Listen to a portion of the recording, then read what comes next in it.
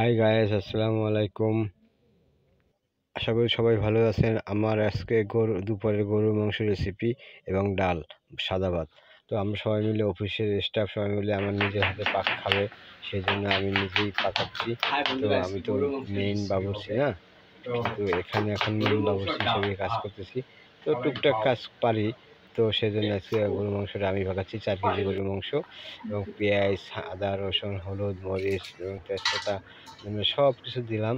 দেওয়ার পরে এখন আমি তেলের ভিতরে এই তেজপাতা এবং মশলা, গরম মশলা দিয়ে ভালো করে কুক করে একটু ভাজলাম। ভাজার পরে এর ভিতরে পেঁয়াজ দিলাম। পেঁয়াজ দেওয়ার পরে একটু ময় মশলা দিলাম, হলুদ মরিচ দিলাম, সব আদা রসুন দিলাম। দেওয়ার পরে সুন্দরভাবে একটা কালার আসে, তারপর মাংস ছেড়ে দেবো। এখন এই যে মাংস ছেড়ে দেওয়া হয়ে গেল।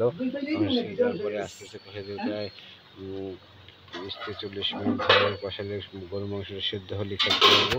তো আপনাদের যদি আমার ভিডিওগুলো ভালো লাগে থাকে, অবশ্যই আমার চ্যানেলটা সাবস্ক্রাইব করবেন এবং বেশি বেশি লাইক, শেয়ার, কমেন্ট করবেন। আর বন্ধুরা, আপনারা যদি খেতে চান তাহলে অবশ্যই নিচে কমেন্টে জানাবেন।